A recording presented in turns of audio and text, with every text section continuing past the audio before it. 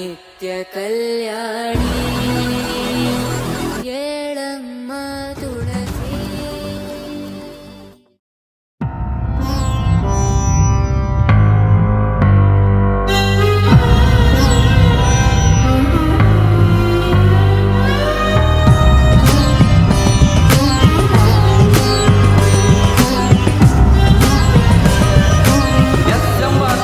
ಪ್ರಾರಂಭವಾಗಿರ್ತಕ್ಕಂಥ ಇಬ್ಬರು ಯುವ ನಾಯಕರುಗಳು ಇವತ್ತು ವೇದಿಕೆ ಮೇಲೆ ಕುಂತಿದ್ದಾರೆ.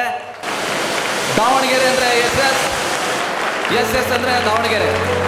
ಇವತ್ತು ಷಡಾಕ್ಷರಿ ಸರ್ ಅವರು ಕೂಡ ಇವತ್ತು ಹುಟ್ಟು ಹಬ್ಬದ ಆಚರಣೆ ಮತ್ತು ಅಭಿನಂದನೆ ಕಾರ್ಯಕ್ರಮವನ್ನು ಸ್ವೀಕಾರ ಮಾಡಲಿಕ್ಕೆ ಬಂದಿದ್ದಾರೆ. ಇವತ್ತು ಪ್ರತಿದಿನ ಕೂಡ ಷಡಾಕ್ಷರಿ ಸಾಹೇಬರು ಕುಟುಂಬವನ್ನು ಬಿಟ್ಟು ಕುಟುಂಬವನ್ನು ತೊರೆದು ಇವತ್ತು ರಾಜ್ಯದ ಸರ್ಕಾರಿ ನೌಕರರ ಸೇವೆಯನ್ನು ಸಲ್ಲಿಸ್ತಾ ಇದ್ದಾರೆ.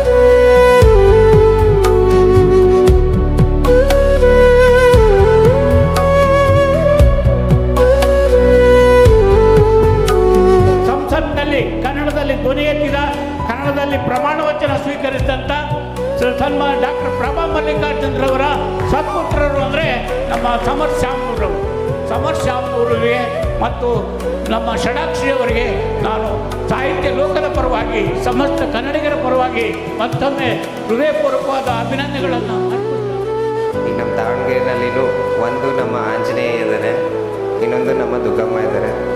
ಈ ಮೂರನೇ ದೇವತೆ ಹೇಳ್ಬೇಕಂದ್ರೆ ನೀವೆಲ್ಲರೂ ಸರ್ಕಾರ ಸಂಘದ ಈಗ ಮುಂದೇನು ನಿಮ್ಮ ಜೊತೆ ಕೆಲಸ ಮಾಡ್ಕೊಂತ ಬರೀ ಊರು ಕಾಪಾಡೋದಲ್ಲ, ಊರನ್ನ ಬೆಳೆಸೋದು ನಮ್ಮ ಕರ್ತವ್ಯ. ಅವ್ರು ನಿಜವಾಗಿ ನೇರವಾಗಿ ನೋಡಿದಾಗ ಅನ್ನಿಸ್ತು ಹಣ ಬಲದಿಂದ ಅಲ್ಲ ಅಥವಾ ಅವರ ಶ್ರೀಮಂತಿಕೆಯಿಂದ ಕೊಟ್ಟಿಲ್ಲ ಅವರಿಗೆ, ಅವರ ಸರಳತೆ ಮತ್ತು ಸಜ್ಜನಿಕೆಯಿಂದ ಅವರಿಗೆ ಟಿಕೆಟನ್ನು ಕೊಟ್ಟು ಇವತ್ತು ನೀವೆಲ್ಲರೂ ಕೂಡ ಗೆಲ್ಲಿಸಿದ್ದೀರಿ ಅಂತೇಳಿ.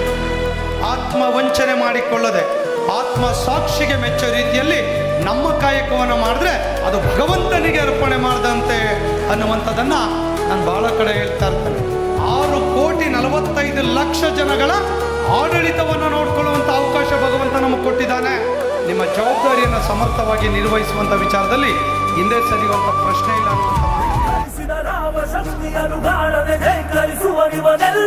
ಬದಲಾಗಿಸುವ ಸಿದ್ಧಾಂತಕ್ಕೆ ಮುಖಪುಟದ ಮುನ್ನುಡಿ ಗೆತ್ತುವನೆಲ್ಲೂ ಬಡವರ ಬದುಕಲು ಕಾಯಲು ನಿಂತ ಸಿಂಹ ಕೇಸರಿ.